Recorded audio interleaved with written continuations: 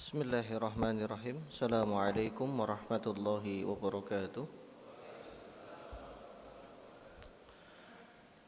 Alhamdulillah, alhamdulillahi nahmaduhu wa nasta'inuhu wa nastaghfiruh wa natubu ilaihi wa na'udzu bihi min syururi anfusina wa sayyiati a'malina. Innahu may yahdihillahu fala mudilla lahu wa may yudlilhu fala hadiyalah. Asyhadu an la ilaha illallah wa asyhadu anna Muhammadan abduhu wa nabiyuhu wa rasuluh alladzi la nabiyya wa la rasula ba'dah. Bapak Ibu jamaah salat subuh yang semoga dirahmati Allah. Alhamdulillah, puji syukur kita haturkan kehadirat Allah atas segala nikmat, bimbingan, inayah yang Allah berikan kepada kita. Semoga salawat teriring salam tercurah kepada junjungan kita Rasulullah Muhammad sallallahu alaihi wasallam, kepada keluarga beliau, para sahabatnya dan umat beliau yang tetap berpegang kepada agama ini sampai hari berbangkit. Kajian kita pada kitab Arba'in An-Nawawi telah sampai pada hadis yang ke-6. Hadis ini adalah hadis yang terkait dengan halal dan haram. Hadis yang cukup panjang yang diuraikan oleh Nabi SAW terkait dengan kaidah halal dan haram, yang ini menjadi sandaran dan pegangan seorang muslim. Hadis itu diriwayatkan dari Abu Abdullah An-Nu'man bin Bashir radhiyallahu anhuma. Beliau mengatakan, sami'tu Rasulullah sallallahu alaihi wasallam yaqul, aku mendengar Nabi SAW bersabda, innal halala bayyinun, sesungguhnya perkara-perkara yang dihalalkan itu telah jelas adanya. Wa innal harama bayyinun, demikian juga perkara-perkara yang diharamkan itu telah jelas adanya. Wa bainahuma umurun mushtabihat, di antara perkara yang halal dan haram ini di tengah-tengahnya ada perkara yang masih samar atau syubhat. Dikatakan samar karena dia tidak berada di rumpunnya yang haram, dia juga tidak di rumpunnya yang halal. Karena nas yang sampai mengenai hal-hal tersebut ya tidak menjelaskan secara detail. La ya'lamuhunna katsirun minan nas, perkara yang samar ini tidak banyak diketahui oleh orang-orang. Famanittaqas syubhat, tapi hebatnya mereka yang bisa menjaga diri dari perkara yang masih samar ini, faqad istabra li dinihi wa irdihi, maka dia telah menyelamatkan agama dan kehormatannya. Wa man waqa'a fi syubhat, sebaliknya mereka yang terjatuh dalam perkara yang samar yang masih syubhat ini, waqa'a fil haram, boleh jadi suatu saat dia akan terjatuh pada yang haram. Nabi kemudian memberikan ilustrasi karra'i, contohnya seperti seorang pengembala yar'a haulal hima, dia mengembalakan hewan ternaknya, entah kambing atau domba atau sapi, di wilayah terlarang, bukan di wilayah kepunyaan dia, bukan juga di wilayah orang lain, tapi di tengah-tengah. Maka yushaku an ayyarta'a fihi, bisa jadi suatu saat kambing ini nyebrang ke kebunnya tetangga, kemudian di sana dia makan makanannya tanpa izin. Ala wa inna likulli malikin hima, ketahuilah sesungguhnya setiap raja itu memiliki wilayah terlarang. Ala wa inna himallahi maharimahu, ketahuilah bahwa wilayah terlarang Allah itu adalah perkara-perkara yang sudah diharamkan dan diperintahkan untuk dijauhi.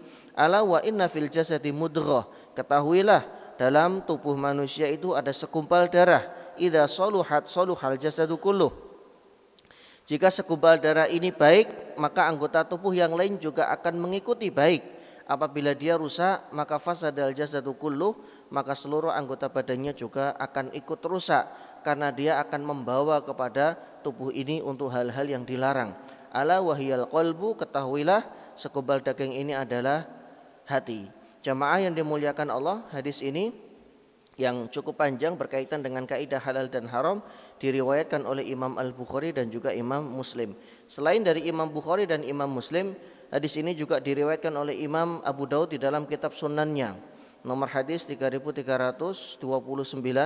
Kemudian At-Tirmidzi juga meriwayatkan hadis ini nomor hadis 1205. Kemudian Sunan Imam An-Nasai di dalam kitab Sunannya juga meriwayatkan hadis ini, Ibnu Majah, dan yang terakhir adalah Imam Ahmad. Ini namanya takhrij. Takhrij itu adalah mengeluarkan hadis al-bab yang disebutkan di dalam pembahasan tadi dari buku-buku induknya. Ternyata hadis ini bukan cuma Imam Bukhari dan Imam Muslim saja yang meriwayatkan, tapi ada beberapa ashabus sunan dan juga Imam Ahmad dengan kitab musnadnya yang meriwayatkan hadis di atas. Jamaah yang dimuliakan Allah, kita masih pada bagian pertama di penjabaran halal, karena pembahasan sebelumnya kita membahas mengenai biografi dari Nu'man bin Bashir, seorang sahabat yang meriwayatkan hadis ini. Ada beberapa bagian pembahasan yang kita bagi, karena ini adalah satu disiplin ilmu yang luar biasa dalam sekali maknanya, maka kami ingin setiap bagiannya itu kami urai dengan detail dan jelas agar faedah yang didapatkan oleh oleh para jamaah juga lebih maksimal. Jamaah yang dimuliakan Allah, ketika Nabi SAW wafat, meninggal dunia, maka tugas dakwah beliau telah sempurna dan telah selesai. Seluruh amanah yang menjadi tugas beliau sudah ditunaikan, sudah dilaksanakan. Tidak ada satupun jalan kebaikan kecuali telah dijelaskan oleh beliau, dan tidak ada satupun dari perbuatan yang dilarang ya kecuali beliau SAW telah mengingatkan agar kita mewaspadai terhadapnya dan agar kita tidak masuk ke dalam lubang tersebut. Beliau SAW menyebutkan di dalam satu hadis yang diriwayatkan oleh Imam Ahmad dan juga Imam Ibnu Majah, taraktukum 'alal baydha. Aku tinggalkan kalian di atas sesuatu yang telah terang benderang. Maksudnya agama ini tidak ada keraguan, semuanya sudah terang dijelaskan. Kalaulah ada perkara yang belum kita temukan, bisa jadi hadisnya belum sampai kepada kita atau aqwal ulama belum sampai kepada kita. Lailuha kana hariha. Nabi memberikan perumpamaan yang siangnya seperti malamnya, ya, terang sekali. Naharuha lailuha kana hariha. Malamnya seperti siang, ya, balik ini saya terjemahkan. Malamnya seperti siang. Malam itu kan gelap, Pak. Gelap itu sesuatu yang terkadang tidak bisa kita terka, begitu. Bahkan beberapa orang yang memiliki masalah pada pandangan mata, kalau gelap dia akan kesulitan mencari benda sesuatu, kesulitan untuk, kalau konteksnya adalah di jalan ketika dia nyetir misalkan. Tapi beliau sampai menyebutnya dengan istilah malamnya itu kayak siang. Berarti kan terang. Kalau siang itu kan terang sekali. La yazighu anha ba'di illa halik. Tidak ada yang berpaling, tidak ada yang tergelincir dari keadaan yang sudah dijelaskan oleh Nabi ini, kecuali dia pasti akan binasa. Karena dia akan masuk dalam lubang yang lubang ini sangat menganga sekali, sehingga kemudian membuat dia binasa. Karena perkara agama itu sudah dijelaskan oleh beliau. Maka perkara-perkara yang terkait dengan agama sudah beliau jelaskan. Yang halal itu jelas, dan yang haram itu juga sudah beliau SAW jelaskan. Para ulama menjelaskan bahwasanya di antara contoh perkara halal yang sudah jelas itu adalah memakan biji-bijian, jagung, kemudian dan rumpunnya, termasuk juga beras, kemudian kedelai dan tanaman-tanaman biji-bijian yang lain. Kemudian sayur mayur itu juga sudah jelas kehalalannya, karena ini bukan masuk dalam rumpun sembelihan atau rumpun daging-dagingan yang ada beberapa unsur daging itu memang dilarang oleh agama. Juga makanan-makanan yang jelas kehalalannya yang didapatkan dengan cara yang baik, dengan cara yang halal. Seperti diberikan hadiah atau membeli atau kemudian sembelihan sesuai dengan syar'i, atau dia mendapatkan hibah dari orang lain atau mendapatkan hadiah dan sejenisnya. Jamaah yang dimuliakan Allah, ada kaidah dalam menetapkan halalnya sesuatu.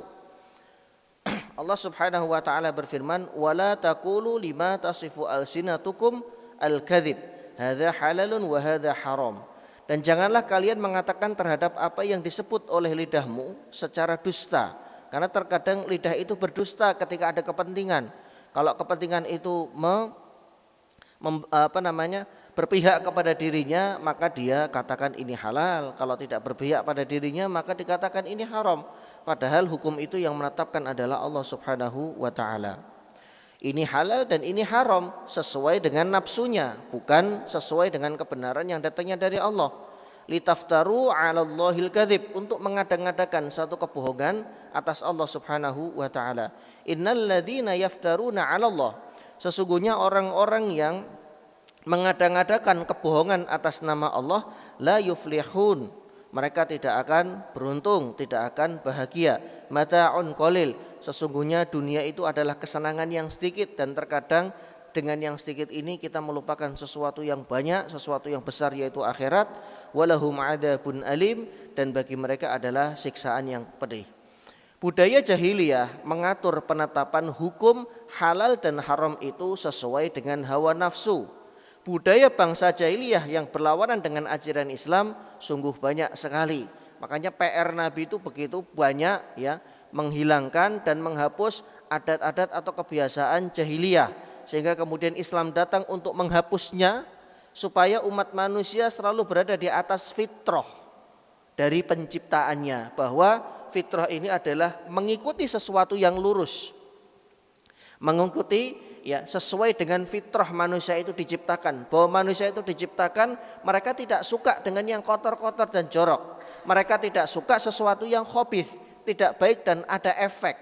Dan itu fitrah manusia, Pak. Cuman kadang apa yang membuat manusia ini tergelincir? Syaitan. Ya. Tubuh kita ini didesain oleh Allah Subhanahu wa taala hanya bisa dan mampu menerima sesuatu yang baik-baik saja. Ketika yang tidak baik itu muncul, akan ada kerusakan pada tubuh ini. Ya.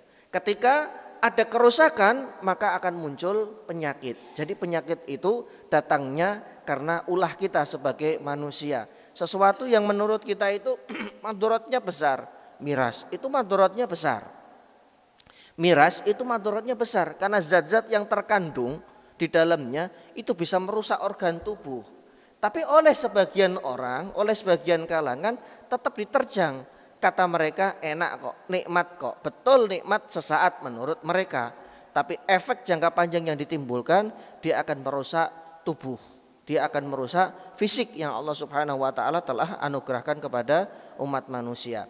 Ayat di atas membicarakan salah satu dari sekian banyak budaya jahiliyah yang bertentangan dan kemudian berkembang di tengah masyarakat pada zaman dulu, sebelum akhirnya Nabi SAW menghapus dan merubahnya. Karena ketika ayat Quran itu turun, berarti memang ada kejadian yang Allah abadikan di dalam kitab sucinya sebagai pelajaran untuk generasi berikutnya. Yaitu mereka mengharamkan dan menghalalkan sesuatu tanpa mengindahkan dan tanpa merujuk kepada wahyu ilahi. Bagaimana mereka mau merujuk kepada wahyu ilahi? Yang mereka sembah itu adalah berhala, sesuatu yang tidak bisa berbicara, mendatangkan manfaat atau menghindarkan madarat dari mereka. Maupun ketetapan-ketetapan hukum samawi, hukum langit yang lainnya yang berasal dari Allah Subhanahu wa taala, ya, mereka kadang ubah-ubah. Jadi mereka tidak mengikuti aturan SOP agama samawi yang Allah Subhanahu wa taala telah turunkan sebelumnya, nabi-nabi sebelumnya. Kemudian uniknya mereka mengklaim bahwa mereka adalah penganut ajaran Nabi Ibrahim alaihissalam. Ya. Makanya beberapa syariat Nabi Ibrahim itu masih mereka jalankan, tapi ada penyimpangan. Salah satunya adalah tawaf mengelilingi Ka'bah. Tapi tawafnya dengan telanjang, bugil. Ini kan tidak sesuai dengan ajaran Nabi Ibrahim. Mana pernah Nabi Ibrahim mengajarkan seperti itu. Jadi yang mereka klaim mereka adalah pengikutnya agama Nabi Ibrahim, tapi justru mereka meninggalkan jejak-jejaknya Nabi Ibrahim alaihissalam. Karena terlampau jauh dan agama wahyu ini sudah banyak yang ditinggalkan. Sehingga Allah Subhanahu wa taala melarang umat Islam untuk mengikuti jalannya kaum musyrikin, karena padanya banyak sekali mafsadat dan kerusakan, apalagi dari unsur akidah, dari unsur tauhid. Sudah terlalu banyak kekeliruan dan kemudian kesalahannya. Kemudian jamaah yang dimuliakan Allah, Allah telah menjelaskan substansi ayat wala taqulu. Ayat tadi yang di atas, ya, dengan beberapa ayat yang lain, bentuknya itu seperti apa sih penyimpangan mereka dalam menetapkan halal dan haram itu kaidahnya seperti apa? Allah jelaskan di ayat-ayat yang lainnya untuk membuka kedok mereka bahwa orang-orang yang tidak menyembah Allah Subhanahu wa taala, mereka keliru dalam meletakkan dasar-dasar hukum halal dan haram. Dasar-dasar hukum halal dan haram ini mereka tetapkan sekehendak dirinya sesuai keinginan hawa nafsunya, dan pada akhirnya pasti ada mafsadat, pasti ada kerusakan. Di antaranya adalah firman Allah Subhanahu wa taala, "Qul ara'aitum ma anzalallahu lakum mir rizqin faja'altum minhu haraman aw halalan, qul Allahu adzina lakum am 'alallahi taftarun." Katakanlah wahai Nabi kepada umatmu, terangkan kepadaku mengenai rizki yang diturunkan Allah kepadamu. Mereka sama Allah dikasih rizki, lalu kemudian rizki ini ya mereka hukumi dan mereka vonis ini rezeki yang haram, ini rezeki yang halal, padahal semuanya itu halal dari Allah Subhanahu wa taala. Maka kemudian Allah mengatakan, "Kul, hai Nabi, katakan kepada mereka, Allahu adzina lakum." Apakah Allah yang mengizinkan kalian ya untuk membuat satu hukum ini halal, ini haram?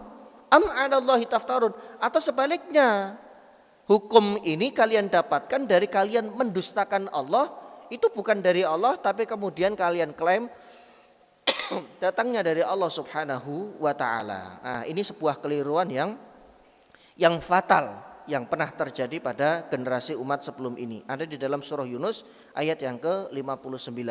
Kemudian di ayat yang lainnya masih kaidah dalam menetapkan halal dan haram yang Allah kupas satu persatu ya umat terdahulu.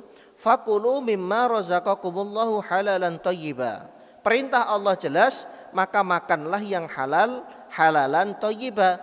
Halal zatnya, halal cara mendapatkannya, dan thayyib baik. Artinya tidak ada efek samping. Halal saja tidak cukup, harus disertai tidak ada efek samping.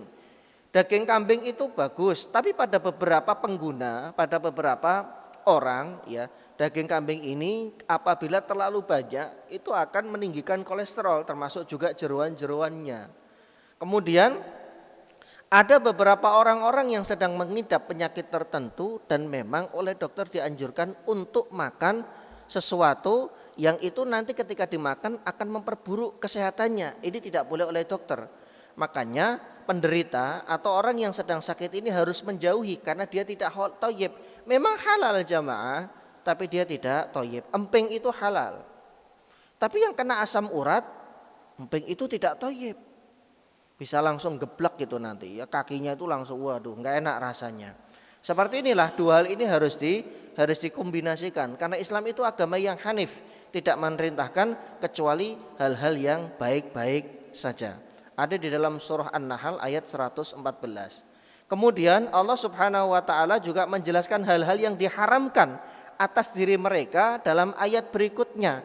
Yang halal dijelaskan oleh Allah, yang haram juga dijelaskan oleh Allah. Allah berfirman, innama, ya kalau yang pernah belajar bahasa Arab, innama itu lil hasr, pembatasan. Artinya Bapak Ibu sekalian, yang dihalalkan itu jauh lebih banyak daripada yang diharamkan. Yang diharamkan itu hanya disebut di poin-poin ayat ini, kemudian beberapa hadis. Jangan kemudian yang dihalalkan itu lebih banyak, orang mencarinya yang sudah diharamkan. Apa ini nggak boleh, itu nggak boleh. Baik, kalau kemudian protes, ketika Allah mengharamkan sesuatu itu pasti ada unsur yang tidak baik di dalamnya. Cara Allah untuk menjaga fisik tubuh kita itu agar tetap baik prima sampai di usia tua itu ya dengan cara ini. Ini hikmah ilahiyah Pak ya. Main poinnya, poin utamanya itu adalah kita menjauhi yang dilarang. Seorang muslim itu poin utama dalam menjalankan agama adalah kalau objek itu dilarang oleh Allah maka dia jauhi. Itu yang paling pertama dan utama. Soal ada atau tidak ada hikmah di balik larangan itu nomor 99. Nanti ternyata para ulama cari tahu. Kemudian ilmuwan kedokteran juga mencari tahu. Kenapa sih objek ini diharamkan? Tubuh yang sudah Allah desain, yang sudah Allah ciptakan itu tidak support dengan perangkat-perangkat ini. Mirip komputer Pak. Bahkan HP kita kalau menginstal aplikasi yang tidak dari Play Store itu ada peringatan, hati-hati berbahaya. Bisa jadi itu malware. Ya. Komputer juga seperti itu. Artinya perangkat-perangkat yang ada di tubuh ini sudah didesain oleh Allah. Downloadnya di mana? Sudah dijelaskan sama Allah. Ketika salah download, potensi kena virus, potensi bermasalah tubuh ini. Maka Allah jelaskan, innama hanya saja lil hasr dibatasi, yang diharamkan atas kalian itu adalah satu maitah, bangkai. Kenapa bangkai itu diharamkan? Jijik, Pak. Matinya dengan cara yang tidak syar'i. Darah itu menjadi masalah dalam tubuh hewan.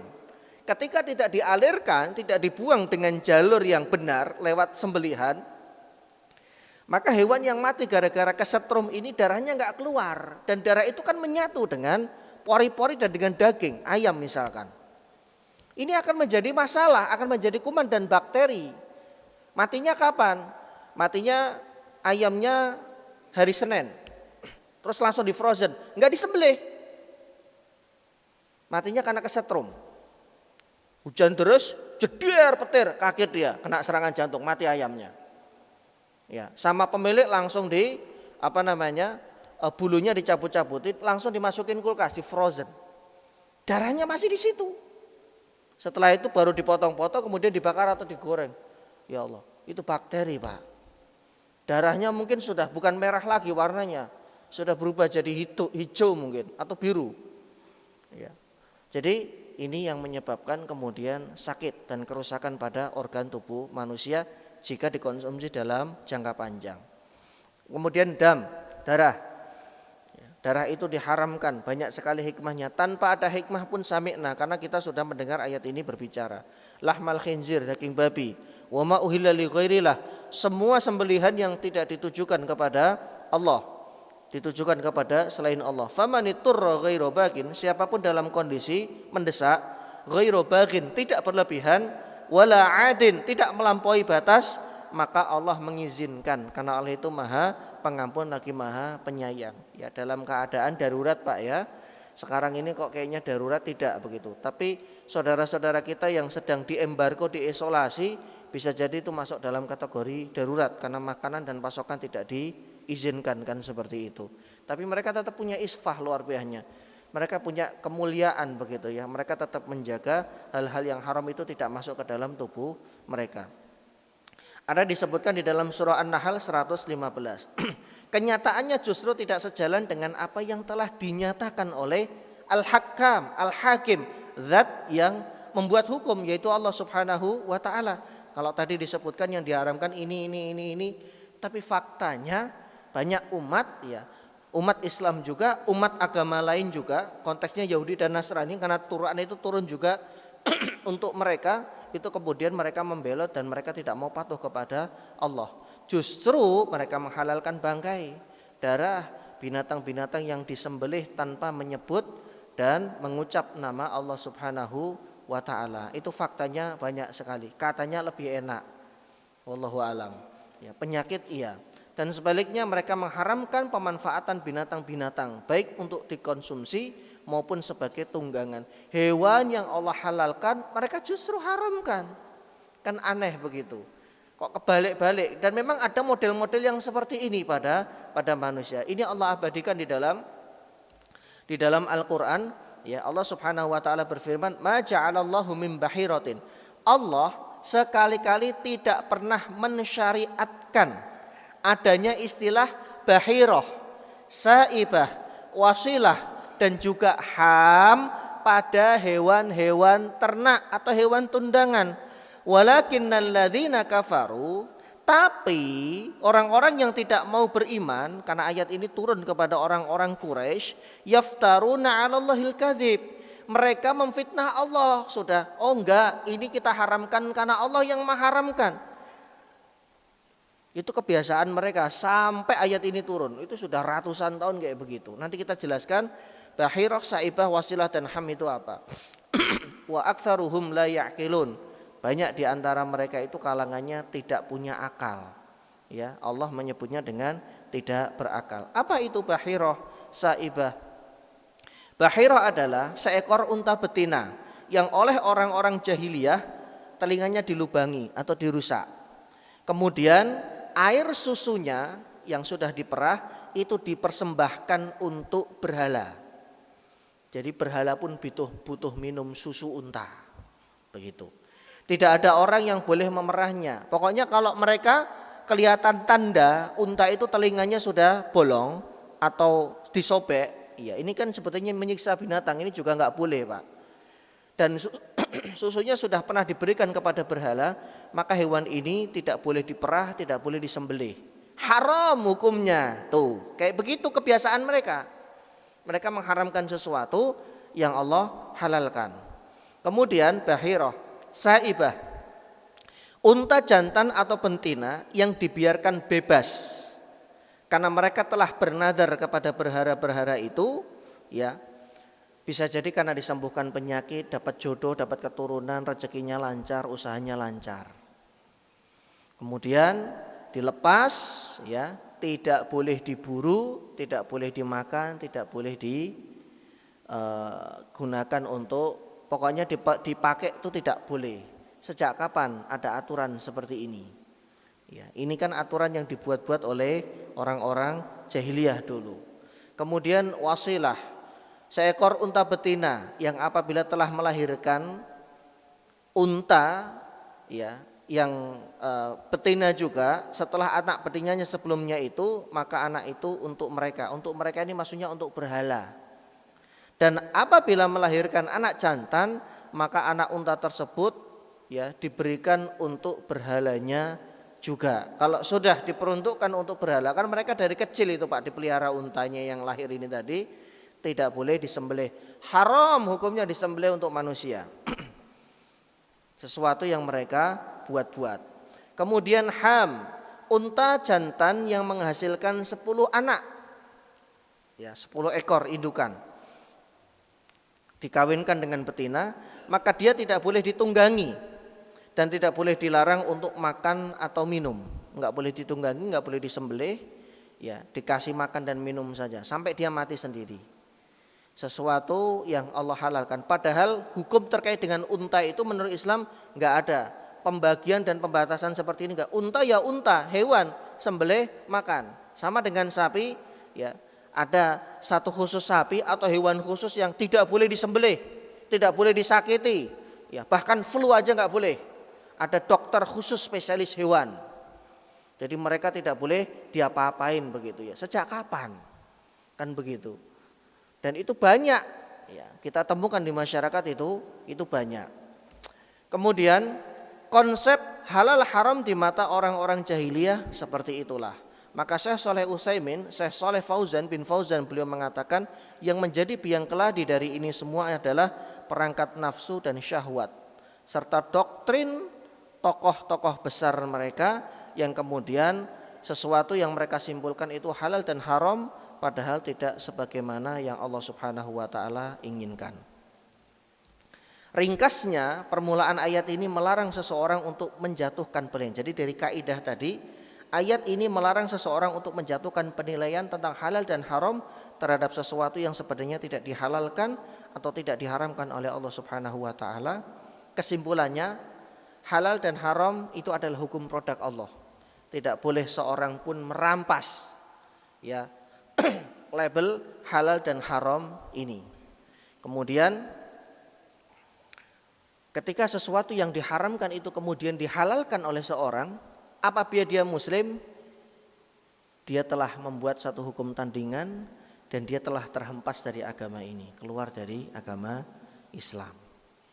Nah, Ustaz, bagaimana dengan fatwa dari majelis ulama, entah itu yang ada di Indonesia atau negara yang lain?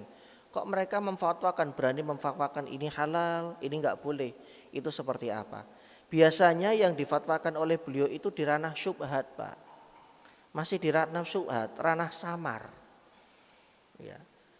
Kenapa di ranah samar? Karena dalilnya juga tidak jelas. Kalau tadi kan ayat-ayatnya jelas. Nanti ada nih beberapa dalil-dalil yang yang lainnya. Umat enggak tahu, tapi umat butuh tahu kejelasan ini.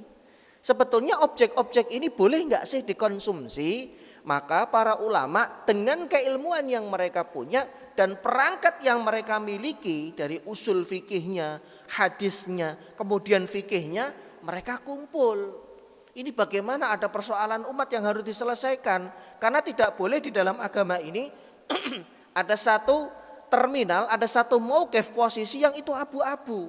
Ayo kita bahas. Akhirnya kemudian mereka bahas berdasarkan Qur'annya yang masih umum, kaidah-kaidah yang ada di Qur'an, kaidah-kaidah yang ada di hadis, keluarlah hukum.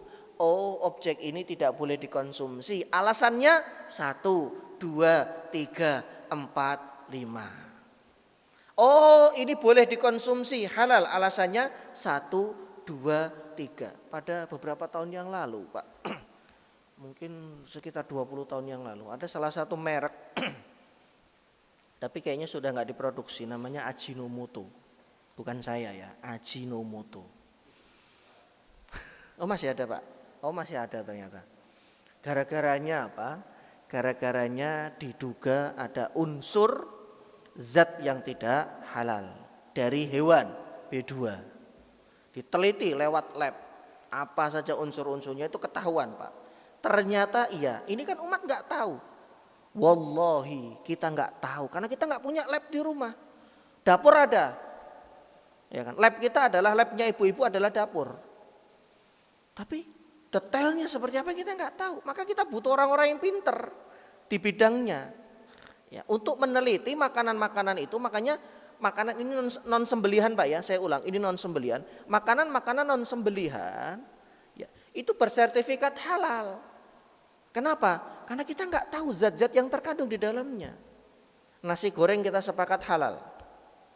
Tapi terkadang mohon maaf sekali, mohon maaf semoga ada yang mendengar ini dari pedagang nasi goreng yang nakal-nakal. Ada beberapa pedagang nasi goreng yang nakal ya, tidak semua. Itu memasukkan zat-zat yang tidak baik, zat-zat haram. Semacam mungkin mohon maaf arak atau minyaknya mungkin biar rasanya lebih enak, biar rasanya lebih gurih seperti itu. Sehingga kemudian yang sudah diketahui bersama kehalalannya itu berubah. Ini kan kita nggak banyak tahu kalau bukan para ulama yang membedahnya dan para ahli kesehatan. Makanya ada label-label itu tujuannya adalah memastikan bahwa yang dikonsumsi itu bukan cuma halal tapi baik. Tidak ada zat yang berbahaya di dalamnya. Maka ada BPOM, Badan Pengawas Obat dan Makanan. Ada juga sertifikasi halal. Lu buat apa sih disertifikasi? Uang ini negara mayoritas muslim. Betul, ini bukan sembelihan ya. Sekali lagi jamaah, ini bukan sembelihan. Betul, ini negara mayoritas muslim. Tapi muslim itu kan ada yang nakal Pak. Oknum tapi jumlahnya 1000 lebih. Muslim ada yang nakal, ada yang mereka mencari keuntungan sesaat. Nah yang seperti inilah terkadang luput dari pengawasan kita. Karena minimnya ilmu kita. Kita taunya kan eksekusi di lapangan. Bahan ini dieksekusi. Mohon maaf, sempat beredar beberapa tahun yang lalu daging kambing atau daging sapi yang dioplos dengan daging celeng. Ini kan kurang ajar begitu ya. Kurang ajar sekali, ini dosanya besar ini pelakunya.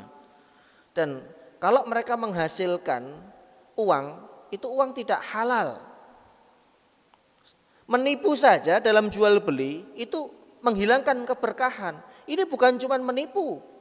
Barang yang beredar, daging yang beredar di lapangan halal, mereka oplos. Umat susah membedakan. Sampai kemudian ada gerakan, sampai ini jelas semua, kita tidak makan daging sapi. Waktu itu seperti itu. Beberapa pedagang bakso yang mereka nggak tahu menau jadi kena imbas. Ulah segelintir orang. Ya. Tapi beda lagi kalau pembahasannya daging sapi, misalkan impor dari negara lain atau sembelian ahlul kitab misalkan. Ini kan jelas ada hukumnya. Tapi kalau sudah dioplos, dicampur dengan celeng, babi hutan, susah Pak bedainnya. Kan kalau kaidahnya hewan impor itu kan ada kaidahnya. Impornya dari mana dulu? Ya. Kalau dari negara ahlul kitab, Yahudi dan Nasrani, maka ini boleh. Al-Maidah mengatakan wa ta'amul ladzina utul kitaba hillul lakum wa ta'amukum hillul lahum. Makanan yang diberikan wa ta'amul ladzina utul kitab. Makanan-makanan yang oleh ahlul kitab itu diberikan kepada kalian itu halal untuk kalian, sembelihan kalian juga halal untuk mereka. Catatannya selama tidak diketahui ketika mereka menyembelih itu menyebut nama selain Allah. Allah berfirman, wala ta'kulu mimma lam yudhkarismullahi alaihi. Janganlah kalian itu memakan sesuatu yang tidak disebut nama Allah. Tapi kita ngelihat gitu loh, fulan ini nyembelih ayam, dia non muslim. Kemudian dia nyebut nama selain Allah. Tuhan dia misalkan. Demi Tuhan ini, misalkan Tuhan dia. Ya, saya nggak mau terlalu spesifik. Kita lihat, maka itu tidak boleh. Tapi kalau kita nggak tahu sembelihan mereka, maksudnya cara mereka nyembelihnya bagaimana, halal berdasarkan ayat ini. Ada satu hadis riwayat Imam Bukhari. Ada satu hadis riwayat Imam Bukhari dari Bunda Aisyah radhiyallahu anha. Ibunda Aisyah bercerita, kami kedatangan suatu kaum. Kemudian mereka memberikan makanan kepada kami. Dohirnya karena konteks ini adalah konteks sembelihan, makanan yang diberikan oleh mereka itu adalah daging. Kemudian kami kedatangan suatu kaum. Kalimat beliau kami kedatangan suatu kaum ini pasti bukan muslimin, ahlul kitab. Karena kalau muslimin sudah nggak jadi pembahasan, Pak. Sembelihan dia muslim, kalau dia adalah seorang muslim maka halal. Boleh dikonsumsi. Selama kita tidak melihat secara langsung atau mengetahui bahwa dia nyembelihnya dengan cara yang tidak syar'i, di strum. Ayamnya dicekek begini. Ya. Atau matiin ayamnya dilempar dari lantai 10. Mati kemudian dijual sama dia. Selama kita tidak melihat itu, maka semua sembelihan muslim itu diterima. Nah, baru pertanyaan para ulama, bagaimana kalau mereka tidak sholat? Apakah juga seperti itu? Ini terjadi perdebatan yang panjang. Tapi kesimpulannya adalah walaupun mereka tidak sholat, tapi sembelihan yang orang yang sholat itu jauh lebih utama. Contoh kurban. Ada 30 ekor kambing. Pastikan yang nyembelih itu adalah orang-orang yang sholat. Itu jauh lebih aman. Ya, Ustaz, tapi dia nyembelih sendiri di rumah. Itu urusan dia. Tapi dagingnya dibagi-bagikan. Boleh enggak? Boleh karena dia muslim. Ya, tapi kalau kita ada pilihan, ya dalam event-event seperti itu, muslim yang sholat tentunya yang lebih didahulukan untuk nyembelih. Beliau kurban. Kemudian tawarkan biar panitia saja yang motong, monggo silakan. Ya, diperbolehkan seperti itu. Jadi itu kaidah dalam sembelihan. Termasuk juga kalau kita temukan di pasar, ada yang jualan ayam potong, Ustaz, beliau muslim. Jenengan nggak perlu nanya, ayo Pak, jujur, pakai bismillah nggak nyembelihnya, nggak perlu begitu. Karena itu sikap yang berlebihan dalam agama. Kenapa? Dohirnya muslim. Pak Haji misalkan pakai kopiah, kan muslim. Istrinya pakai jilbab, muslim. Sembelihan muslim itu nggak perlu ditanya, pakai bismillah atau enggak. Kaidahnya seperti itu, karena dia muslim. Dan nama besar seorang muslim itu Allah berikan beban yang cukup berat. Salah satunya yaitu, kecuali ya jenengan pernah ngikutin beliau di pemotongan itu tidak disembelih satu-satu, tapi posisi ayam hidup langsung dicemplungin di air panas untuk membredelin bulu-bulunya. Allahu Akbar, lah kok begini? Sudah mundur teratur. Kalau sudah seperti itu, kita nggak boleh makan dari apa yang dia beli. Dia ngelihat, dia di peternakan yang besar, dilempar-lemparin begitu. Pedagang ini yang sering kita lihat di pasar dan jualan. Kita lihat sendiri loh, kok ibu itu begitu? Misalkan, tanpa sengaja pas lewat, oke saya kenal, diikutin loh, kok? Ya sudah, itu sudah nggak boleh dikonsumsi. Ya, selama itu tidak terjadi, maka yang mereka jual, yang mereka sembelih semuanya adalah halal. Itu muslim. Tadi kaitannya dengan ahlul kitab, hewan-hewan impor seperti itu. Kalau dari negerinya kaum muslim, non muslim, ya ahlul kitab Yahudi dan Nasrani, maka ini boleh selama nanti matinya dengan cara yang syar'i, disembelih. Jadi orang non muslim kalau nyembelih ayam boleh. Dan yang kedua catatan, selama ketika dia menyembelih tidak menyebut nama Tuhannya. Ustaz, nyembelihnya pakai bismillah, boleh enggak? Boleh, dan itu halal, bagus malahan. Ya dulu banget Pak ya, waktu saya masih kecil, ada tetangga non muslim yang jualan mie ayam. Nah, beliau kalau kedatangan pelanggan orang-orang muslim, beliau selalu bilang, ini Bapak Ibu, saya non muslim, tapi saya nyembelihnya pakai bismillah ya. Disembelih sendiri. Ya udah dimakan. Nah, ini kan fair Pak, begitu Pak. Beliau juga butuh pelanggan, dan mungkin beliau khawatir pelanggannya itu akan kabur, akan lari ketika mengetahui kalau beliau itu non. Tapi beliau fair, beliau cerita, saya nyembelih sendiri dan saya pakai bismillah nyembelihnya. Cool, makan. Nah, kembali kepada hadis Ibunda Aisyah tadi, ini belum selesai tadi hadis Bukharinya. Ada suatu kaum yang datang, kemudian mereka membawakan makanan, ya Rasulullah, boleh enggak kami makan? Ya, catatan dohirnya kaum ini bukan muslim, berarti ahlul kitab.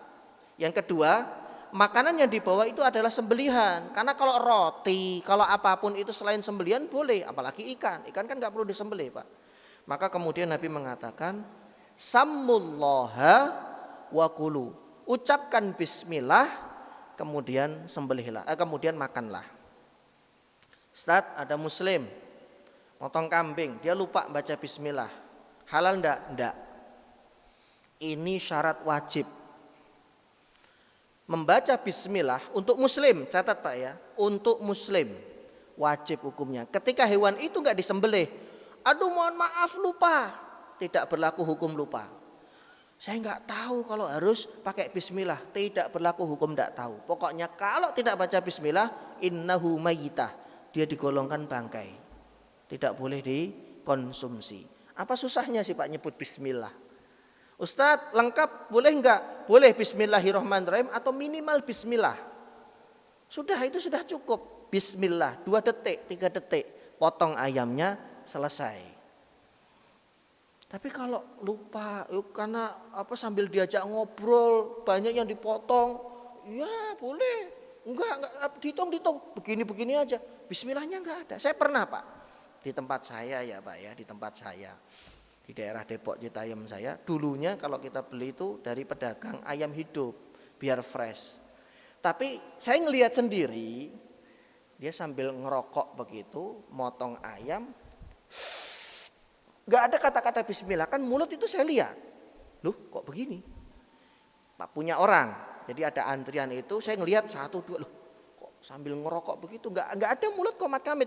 Jarak saya dengan beliau dekat sekali, kayak sama beliau lebih dekat lagi malah, karena tempatnya itu nggak terlalu besar.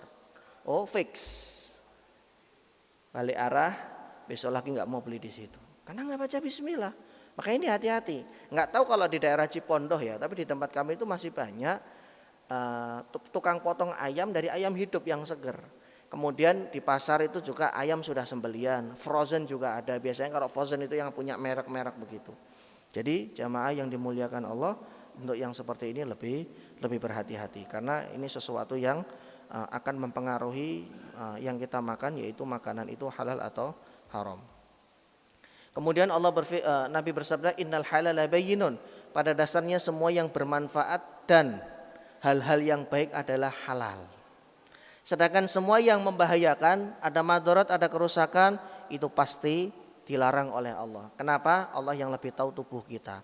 Hukum asal makanan dari hewan, tumbuhan yang di laut maupun yang di darat adalah halal. Hukum asal. Ya, al-aslu fil asya al-ibah. Hukum asal itu boleh dikonsumsi. Sampai ada redaksi Quran maupun hadis Nabi yang menyatakan ini tidak boleh dikonsumsi. Ini tidak boleh dikonsumsi. Jadi yang dihalalkan itu lebih banyak. Karena yang dikecualikan biasanya sedikit. Kan begitu. Kemudian Allah berfirman di dalam Al-Quran, huwallazi khalaqalakum ma fil ardi jami'a. Ini dalam kaidah usul fikih, ini adalah dalil kehalalan. Allah yang menciptakan semuanya di bumi, dan Allah tidak menciptakan kecuali yang baik-baik. Keumuman ayat. Tapi ayat ini tidak berlaku pada hal-hal khusus yang sudah dijelaskan oleh Nabi. Ini kaidah usul fikih. Kalau Nabi mengatakan hewan ini tidak boleh dikonsumsi.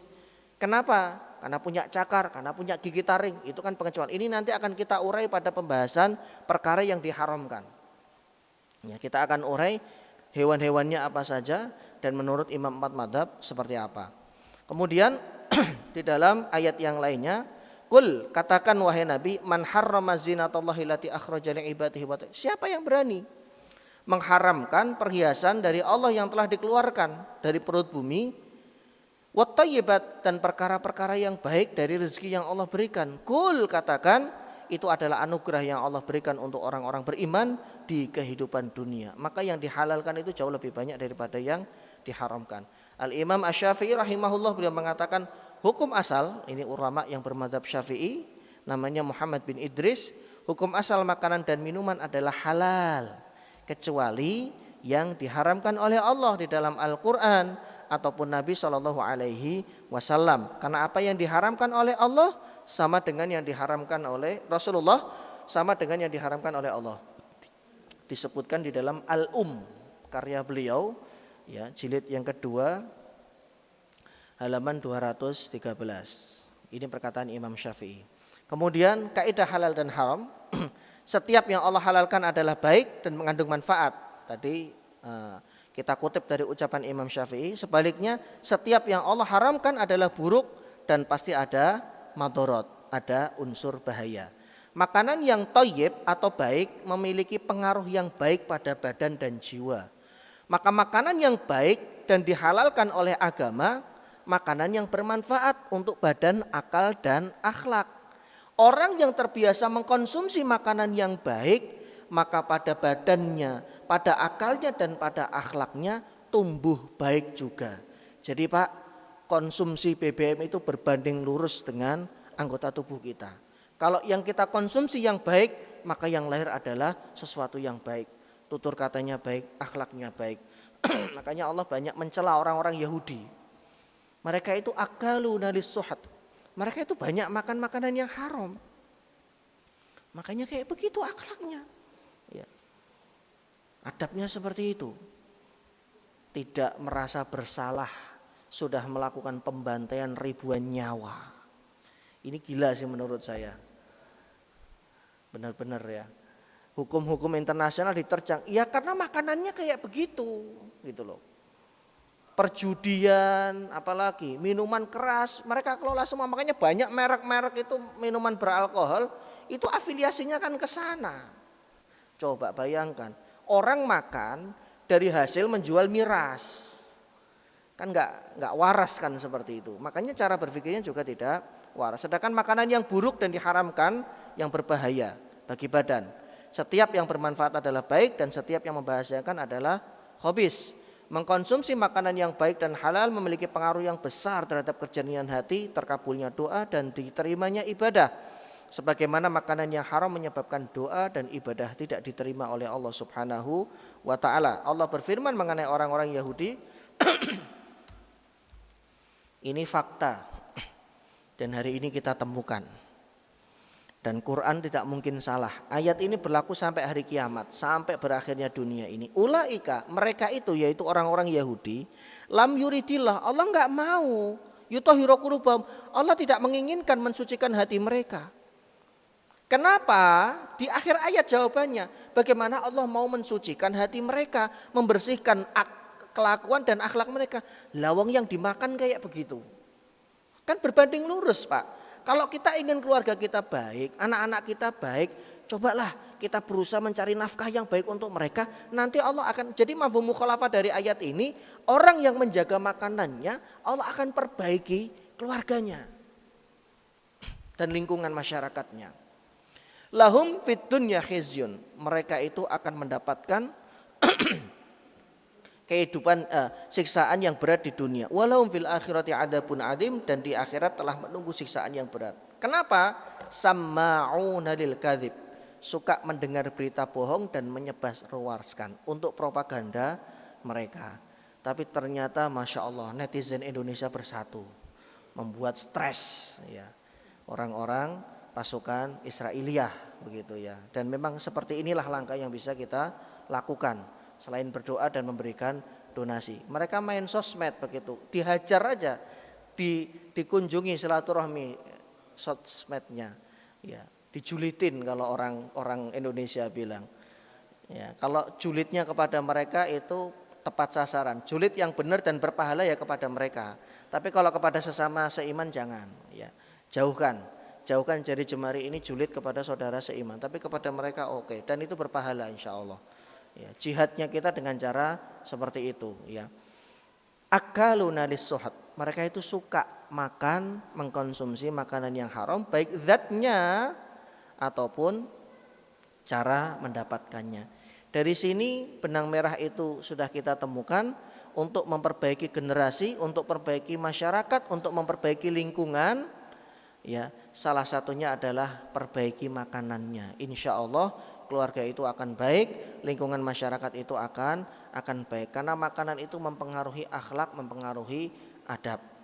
Akhlaknya baik dari makanan yang baik. Bapaknya betul-betul pilih-pilih dalam mencari rezeki, hanya yang baik-baik saja, maka akan tumbuh anak-anak yang taat, mudah mengerjakan sholat, patuh kepada orang tuanya, berpegang kepada agama ini ketika makanan yang masuk ke lambung mereka itu adalah makanan-makanan yang halal dan makanan yang baik. Sudah masuk waktu syuruk, wallahu a'lam bishawab. Insyaallah nanti kita akan sambung di lain kesempatan. Baik, sampai di sini silakan jika ada yang ingin ditanyakan.